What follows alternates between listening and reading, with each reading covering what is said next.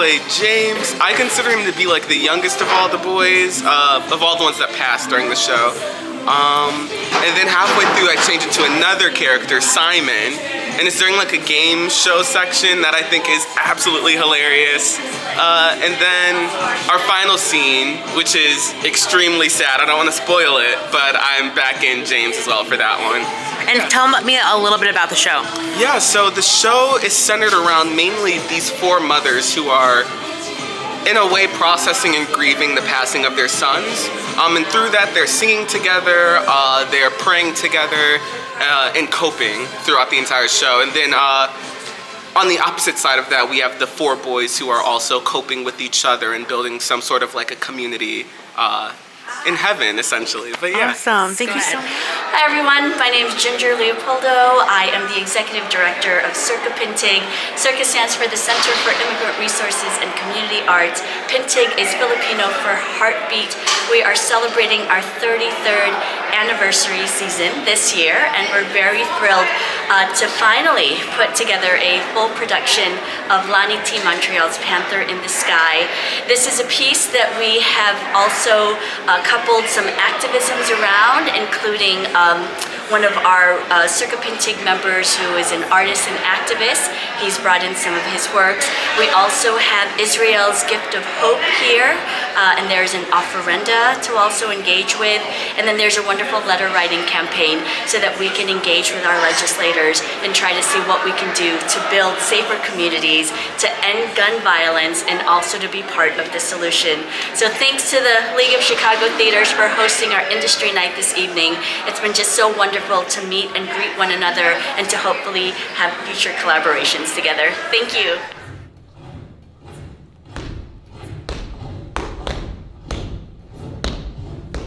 Listen up, y'all. I got a beat, yo. I got a beat, yo. I got a beat.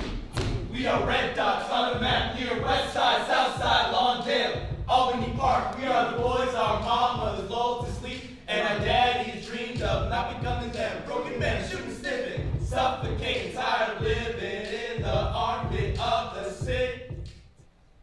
Mine's right here. In the back of my neck. I was walking to my corner, you know, and I see Antoine running. Opo following him, and I didn't know what was going on, so I reached my pocket to get my phone, and then another cop shows. They start yelling, telling me to put my hands up, and I don't know. I just want to call someone, maybe my boy Ron, maybe my mom. So I reach my phone, and I keep saying, don't shoot, it's just a phone. And I was gonna show him, but before I got a chance, bang!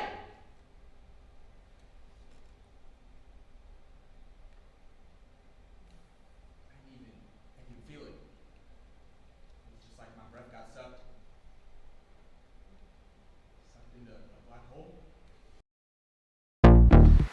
Hello, thank you for tuning in to the League of Chicago Theaters podcast. My name is Tony Bondock, and I'm the Director of Programming for the League of Chicago Theaters. Today, we are joined by members of the artistic team from Avalanche Theater. I would like to welcome Alexandra Attia, the Artistic Director at Avalanche Theater, and Executive Director Zoe Sugarman. Thank you for joining us today. Yeah, thanks for having us. So, we're ready to kick it off with a couple of questions on your current project about Avalanche Theater. So, can we start off with you all telling us about your journey in Chicago theater and about yourselves? Do you all have day jobs? Is running theater your full-time passion? What does it take to create this art? Great, should we go A to Z? Yeah, we can go A to Z. We are both actors first. We actually met doing a production back in 2017, and then Zoe was like, I want to start a theater company and I want you to start it with me. And so she strong-armed me into starting a theater company with her, but no, it's been a really good journey. I'm also a playwright, and so that's kind of where the journey has taken me, and that's why we like to focus on new plays, is because of that, wanting to support up-and-coming writers and actors in Chicago. But Avalanche is not my full-time job. I also work work here in the Fine Arts Building. My day job is as a manager of marketing and communications here. So I get to work with the building and with the Studebaker Theater day in and day out. So I guess I have kind of revolved my life around theater in that way. Sweet. Yeah. Yeah, I've been involved in the Chicago theater community for a couple decades now, and I've worked with a lot of really amazing theater companies, directors and actors, but I knew that I really wanted to work on something that I felt 100% passionate about, so I dragged Alexander with me and we created Avalanche Theater. It is not my full-time job. I am a mom to a toddler, and up until Saturday I was a student. So I'm going to take a break for the summer, but then maybe grad school at some point. Sweet. I think that's a great intro into what the seed is of Avalanche Theater, but can you tell us more about Avalanche Theater and what led you to founding Avalanche and what is your mission? Yeah, so we started in 2019, so really good timing. And our mission is to support the development of new plays by Chicago playwrights. When we started in 2019, we knew we wanted to be about new plays, and so it kind of was starting as doing full productions, maybe 1 or 2 per year, right? And then the pandemic happened right before we were about to start rehearsals for our first show, which was a real disappointment because it was a play we were really passionate about. Luckily, we got to do a stage reading of it in 2021 still.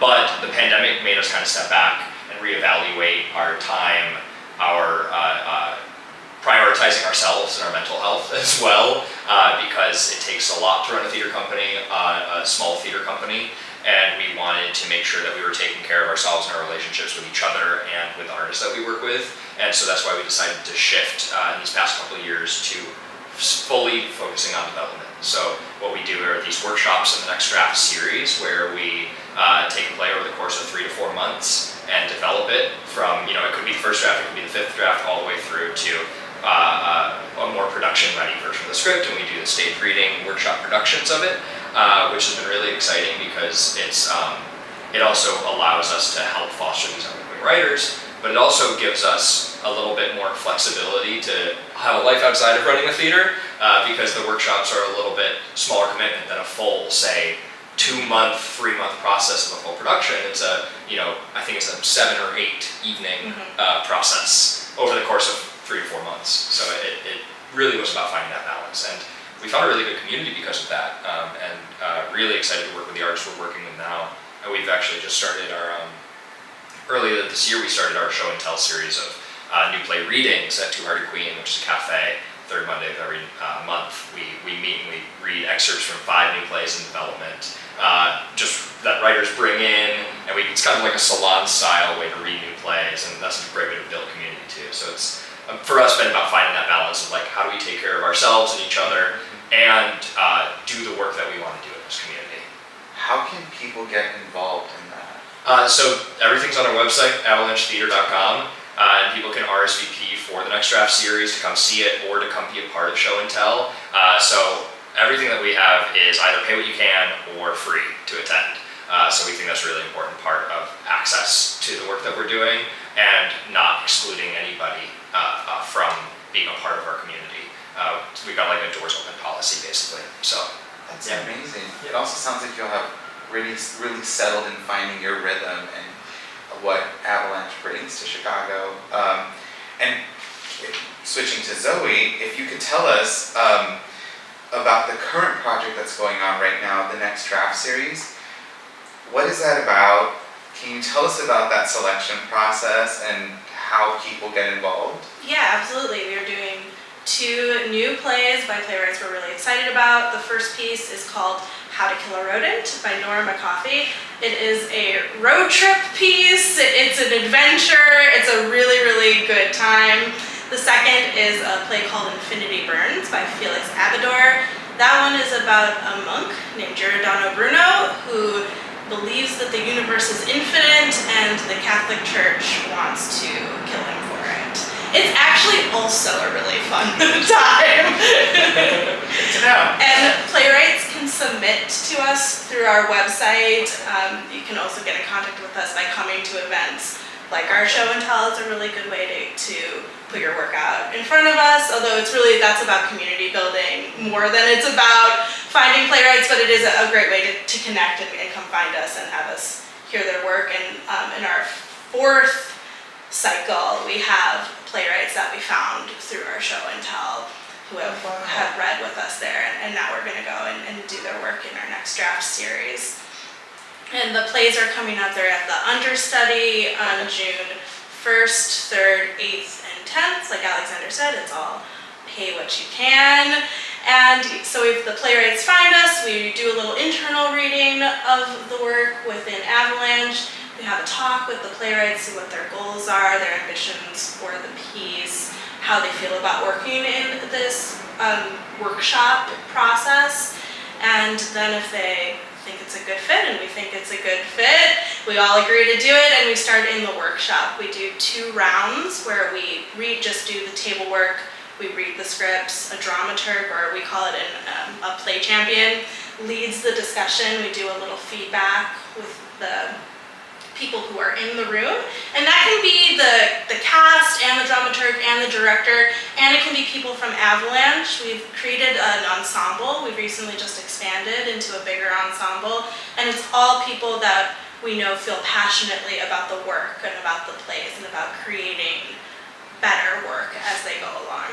So we do feedback, and then we go into our staging rehearsals, and we have about 6 staging rehearsals, and then we put it on for an audience. We're going to reiterate this, but I know you just touched on the dates and the location. So that's going to be at the understudy. Can you give us the dates one more time? Of course. We'll come back to Yes. it. But It's going to be at the understudy in Andersonville on the 1st, the 3rd, the 8th, and the 10th. Of June. Of June. perfect. Sweet. Moving along, because we got a couple of other questions for you all. Alexander, Yes. what about theater inspires you? Specifically incubator projects such as this one. What inspires you to create this space for artists and playwrights? This is a big question. What about theater inspires me? I think theater is a remarkably democratic art that has the ability to both include people and exclude people. And I think the best versions of theater welcomes people in. And so the thing that really excites me about, I'm gonna let the train go by. Yeah, pull for train. Yeah. We're in Chicago. The thing that really excites me about new play development is that, I started as a playwright, and I'm not a trained playwright. I didn't go to a program for playwriting, right? But it was something that I found that I wanted to do, and I wanted to try it out. And Chicago was a really great community for kind of welcoming that and letting me explore that. And so I wanted to help build something with Avalanche that allowed people that same freedom and that same access. And that's what really excites me, is watching all these different writers fully express themselves through theater, right? From all these different viewpoints, all these different backgrounds, using theater as a way to just freely express themselves and giving them a platform by which to do so, right? And kind of encouraging them and helping them along. And then by the end of the next draft process, particularly getting them in front of audiences and potential other collaborators or theater producers who might be interested in working on the play and bringing it to its next phase of life. So that's what really I love about theater, is the cool stuff that people are making here and now and helping them make it.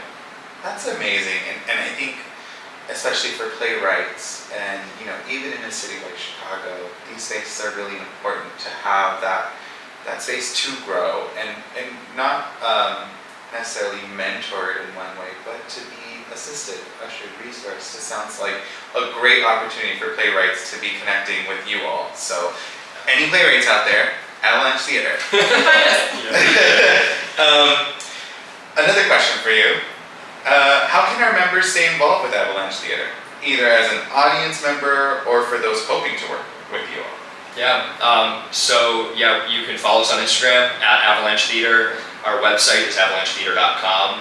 and that's where all of our events are. So if you want to pop by and drop in for a show and tell, and like sit in on the salon style conversations about plays, bring 10 pages and share some of your own work. We bring in actors from the audience, and so we just like have people like, do you want to read for this role? And people are like, yeah, let's do it. And so it just like is a way to get everybody involved. And so actors who want to work with us, that's sometimes a way for us to like get to know people and meet people. Same with playwrights. And then if you want to come see the Next Draft series, same thing, avalanchetheater.com, and you can RSVP for everything there. We're a small community, and we keep our events pretty tight knit. You know, show and tell, we have like 25 cap. And Next Draft series, since the understudy is about 40 to 50. So if you come, we will see you there. We'll say hi, and you can come talk to us about work. So Wonderful. yeah. Well, thank you both for being with us today. And on behalf of the League of Chicago Theaters, we wish you all the absolute best. Yeah. And for everyone watching, remember, the Next Draft series is coming up between June 1st and 10th at the Understudy Coffee and Books in Andersonville. And I'll let Zoe give you those exact dates one more time, so you can jot them down right now if you haven't done so already. June 1st, 3rd, 8th, and 10th. Come find us. Perfect. Thanks for joining us. Thanks. Thank you. Thank you. Yes. Are you having fun? I'm having so much fun. Okay, it's good. so good, fun. Good. It's such... I think what surprised me the most about it was probably how collaborative it was, how many people were really involved in the process, because like I knew like there'd be a director and a dramaturg, whatever, but like the way that the actors have been involved in it, and like Alexandra, like everybody has just been really helpful and like kind of keeping up and reading it and telling me like what they like about it, what they don't like about it, and that's been really fun to get not only like more than one perspective, but like a perspective that continues throughout the process. So like we have the first draft, and then we have the next draft, and then we have like the third, the fourth, whatever. And the fact that like the fact that there's still notes coming in after all of these drafts is good to me, because it tells me that people are really like resonating with it, and that they really like want it to be better, and they're not. Honestly, what I'm most excited to see and hear in the script is what people laugh at, what people think are funny, because a lot of these, I think some of these jokes are absolutely hilarious, and some people probably don't, but I'm excited to see if people do, if people think that they're funny. And yeah, that's what I'm most excited for.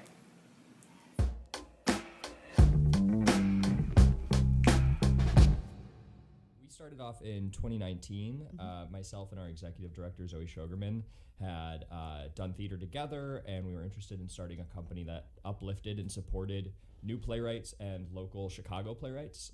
So that's how the company kind of got started. We had a workshop production in the summer of 2019, and then we were planning our first production for 2020, and that of course did not happen, so we pivoted to digital theater. Did something happen? I can't really. I have a terrible memory, so I don't know. But people tell me something happened. Right. And yeah, so now we're getting our feet back on the ground, and we did a production of Outlaws by Cara Beth Heath, which is a new play by a Chicago playwright, last spring, and then we kickstarted a new play development program. It's called the Next Draft series. So the Next Draft series is our new play development series, where twice a year we have a series of plays that we workshop for about 3 months, with the fourth month being a rehearsal workshop period with a director, with a cast, that ends and culminates in a performed reading. I've had a number of people, I think even at Outlaws, our last like full production, we still had people coming in and they're like, this is the first play I've ever seen. Right. And that's excellent. We want to like welcome cool. all of those people. And it's just like, if we can gateway drug you to be like, this is your first, but it will not be your last. This is what theater can do.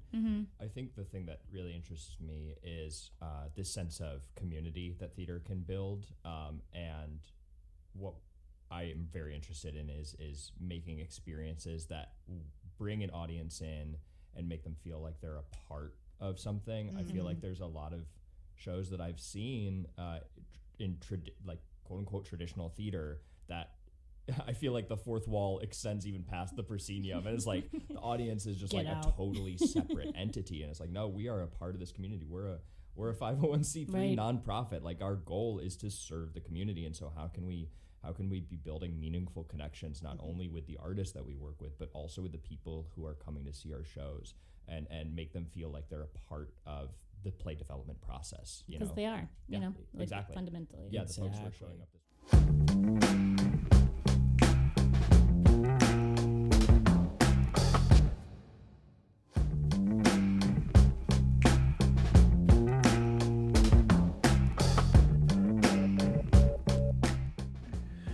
So the script has made huge changes since this process began a month ago.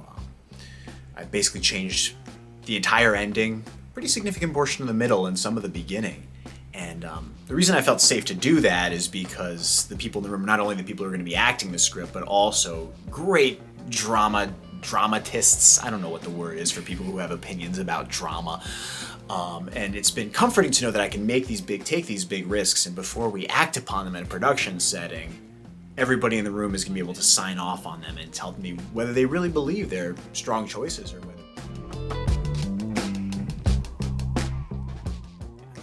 So I'm excited to share two really big things with the audience on this one. On a sort of technical level, I as a playwright really get excited about how like writing plays can combine with ensemble-based devising. And so there are a lot of moments in the script where it switches between like a traditionally written script and pieces devised by the ensemble as a whole. The other thing is on a meaning level, is what this play reveals about who we are as people. This is a play about a person who has come to see things in a way that's so different from the dominant way of seeing things, and feeling things that's way different from the dominant way of feeling things, and the tension that he feels in trying to decide whether to stick with what he knows or to be a part of the main flow of things, and the loneliness that comes from that, and the fear, and whether he's able to sew together this incompatibility. Ostriches! Ostriches! Bruno high fives the infinite.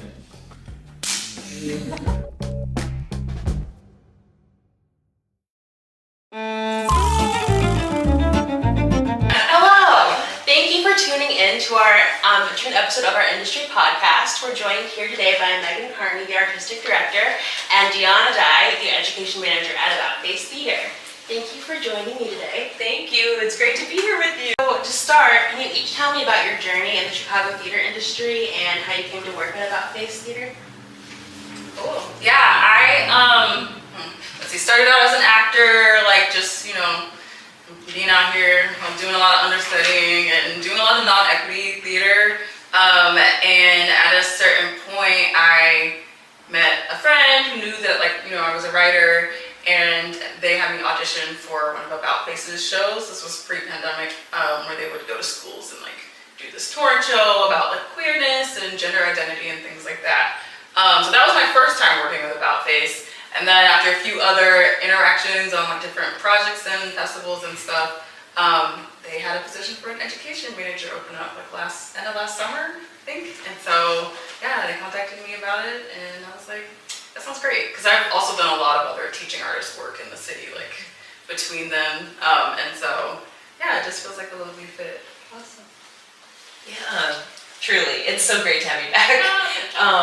I have a history with About Face, and part of the education work too is how I got involved with the company the first round when the education program was getting founded, and we were sort of launching it as a year-round program. And then I came back in the AD role 6 years ago. The company opened up a search. I had stayed involved with the organization because I always really cared about the mission. And the former artistic director announced that he was stepping down, and so I participated in a retreat where artists and staff and board and youth members all got together. We're sort of talking about the vision of where the theater could go, and I got really excited about that. So at that time, I threw my hat in the ring for the artistic director. Amazing. Great stories. So can you tell me about the work you do here specifically, and what your mission is, and what your shows mean to you, and what themes they bring out, and how that adds to the mission? For sure, yeah. You know, we have, you know, it's pretty healthy for an organization to sort of look at your mission every once in a while and fine tune it or revise it or figure out like, how do we focus this in on what we're trying to do now? So over the past handful of years, we have revised the mission, and today it is advancing LGBTQ plus equity through community building, education, and performance. And I love that mission because I feel like it says straight out really directly like who we are and what we do.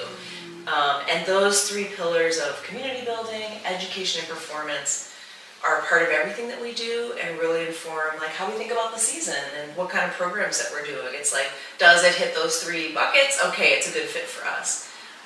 The part about advancing LGBTQ equity is something like that's always evolving, you know, and changing. And I think that it's about listening really closely with the community, like what's happening in our lives and who's missing from the conversation and how do we keep supporting each other and advancing things. And like politically right now, that's so important to keep doing, you know, to really say like where do folks need help and how can the theater be a part of like amplifying a story or sharing resources or bringing people together, or what are the different things that we could do to be a part of building a better future, you know, with our work. So that's what comes up for me around it. And I feel like, you know, with the education department, like I mentioned, I've like been a teaching artist for a while, and I've been fortunate enough to kind of start out doing work around like sexuality and like gender identity. I work with another organization called the Illinois Caucus for Adolescent Health, or ICA, and they also have like, we've had plays that tour and things like that. So it's about like, you know, just teaching young folks, I guess, more about like gender identity, sexuality, and like sexual health. And like that's kind of been like a through line through my career. And so here at About Face, like Megan said, we've been like doing workshops with community groups, like Center on Halstead, or like the Oak Park Public Library contacted us to do one.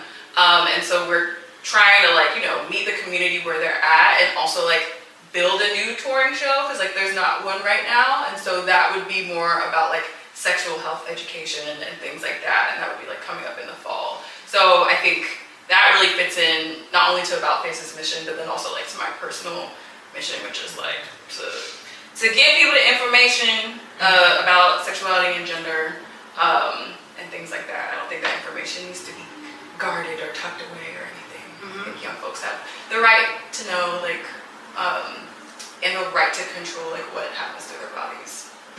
Well, that's awesome. So that really brings me to my next question too about what about the work motivates you and your inner artist. Can you talk a little bit more about that?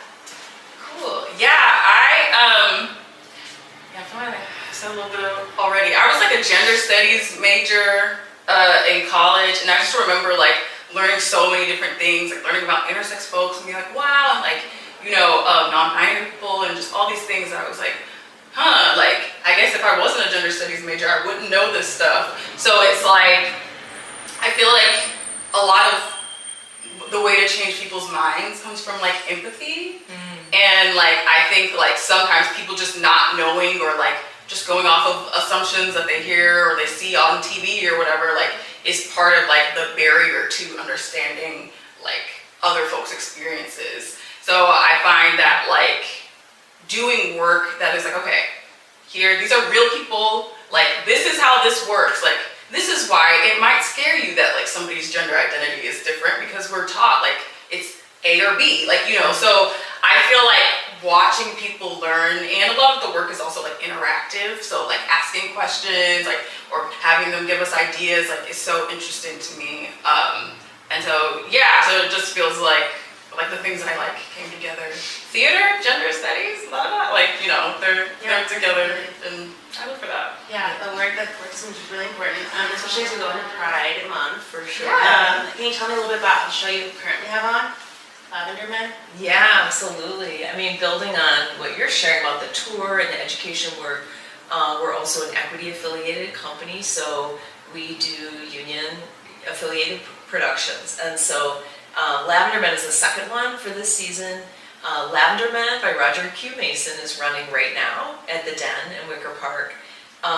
We got familiar with Roger a couple years back now in the depths of the pandemic on Zoom with some New York programming, and we got into conversation, and then Roger and I started talking, and realized they have this Chicago history of like a Northwestern student and all these collaborators like Lucky Stiff, the director, and just kind of building on their really deep history with the city and coming out here. We got to know their plays and did a reading of Lavender Men as part of Regeneration Studio, and that was over a year ago.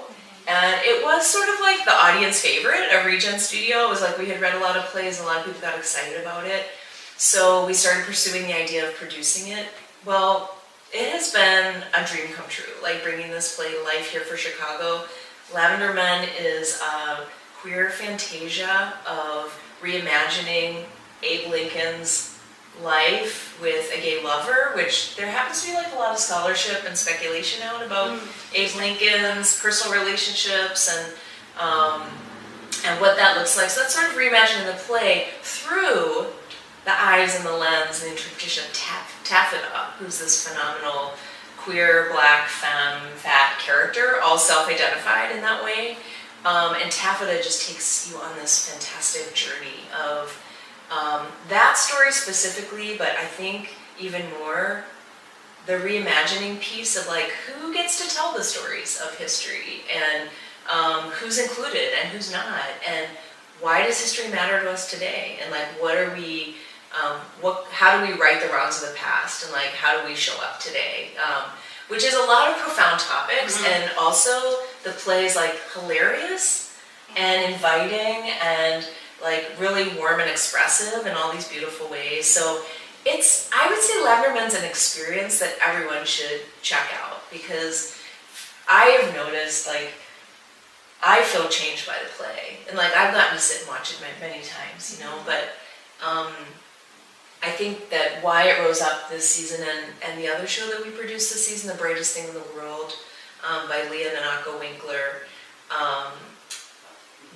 what the plays have in common is the engagement of the imagination.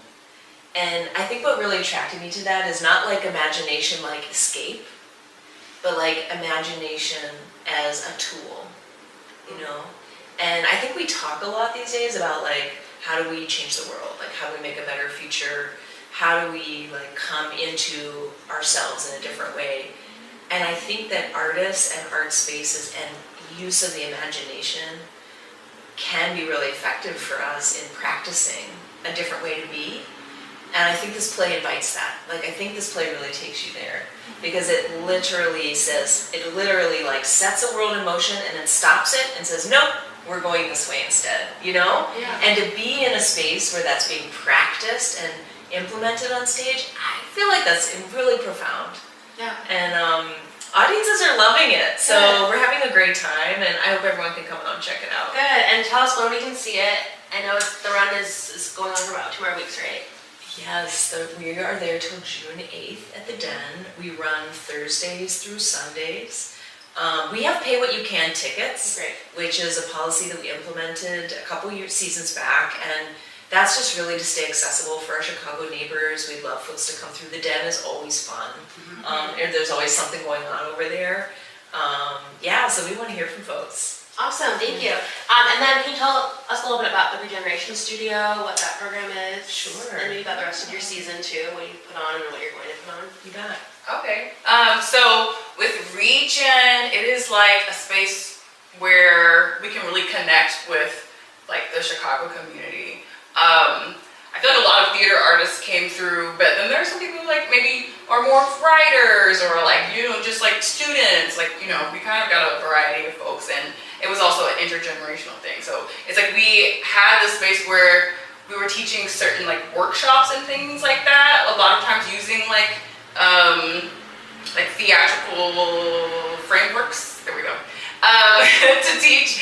And like, so one was like about making a space like safer when you might be touching on sensitive topics and things like that, and that's something that could be applied to like a teacher in a classroom or like a director or that kind of thing. So we also like gave folks the opportunity to like get up and play and like create tell one of their stories like with a group of folks and like get up and like do it in front of like this small group of people who came to attend this random workshop. There were so many like writing workshops led by like actors that or writers that About Face was able to like employ to do that. And then there were also like readings of plays, and then a one-person like show narrative thing that was so cool. And the devising workshops that led to the tour. Yes. That you're leading. I mean, it all came out of that, didn't it? It did. It really did. It was That's like, so cool. oh, okay. Like just a lot of like storytelling, and then also like sharing and learning different techniques. I feel like is what Regen was. Yeah. It was our way of like coming back after a couple years being digital and on Zoom and not really being in community, of just saying like, where are we at? How are folks doing? Let's get back together. And it's been cool, you know, we've done it 2 times now. We're definitely going to do it next season as part of our anniversary season. We have a 30th anniversary next year.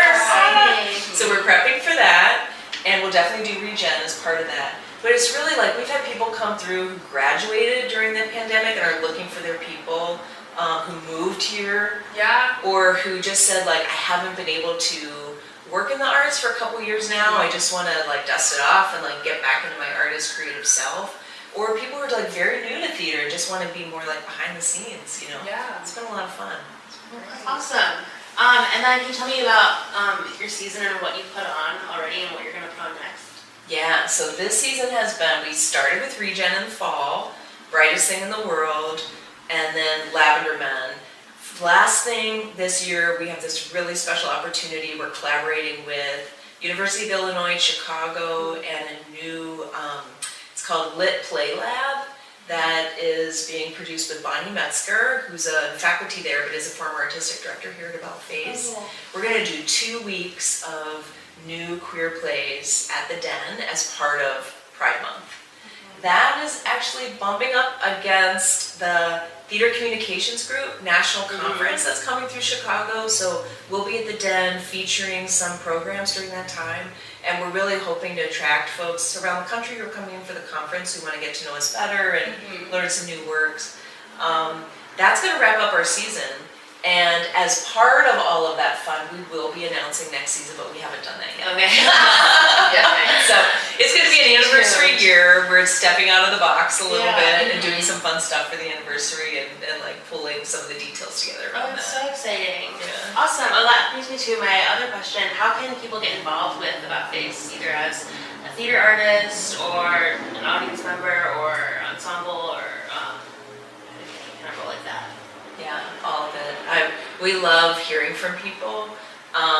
We have a program called the Green Room Collective that is paid staff positions for emerging arts leaders, and we'll be reopening applications for that going into the anniversary year. So if people are interested in that, just like keep an eye out. That'll be on the website. For sure, like we'll be opening up with auditions for the new season, and we just love hearing from people with ideas. Like we have roles of like hosting down at the theater if you want to be part of greeting folks, or we're going to be looking at, this is a new space for us. We moved in here at the end of last season, so we've been busy since we got here. This is our first chance to like move in a little bit more and like enjoy it. So we'll start hosting some things here too, so people can look at, you know, keep an eye out for that, of like getting to know us better and coming through. For sure. And I feel like lots of things are going to be, like Megan said, like on the site. Like sometimes folks contact me directly, like from those community organizations, and are like, hey, we could use a workshop on acting or like workshop on gender identity and things like that. So then like, you know, we come out, like usually it's me and maybe like a younger teaching artist, and we go out and like teach this workshop. So that's also another way. And I think just as we're building the touring show, like we're wanting to talk to people and like do interviews and things like that. So I would say the website is probably going to be updated with some of that info. So really keep an eye on the website. Yeah, and then that is, we check it out, is aboutface.com. Aboutfacetheater.com. Aboutfacetheater.com. And then you have Instagram. We do, About Face Chai. Okay, great. Yeah. Perfect. I think that brings us to the end. So thank you so much for chatting with me. A great time. It was great talking to you. To see Lavender Men, and then their show after that as well. What was it called again? Oh, the Lit Lab, the Lit Play Lab. That's going to be coming up at the Den right after. The Lit Play Lab. Thank you so much for watching, and we'll see you for our next episode. Thank you. Thank you. Great talking with you. You too.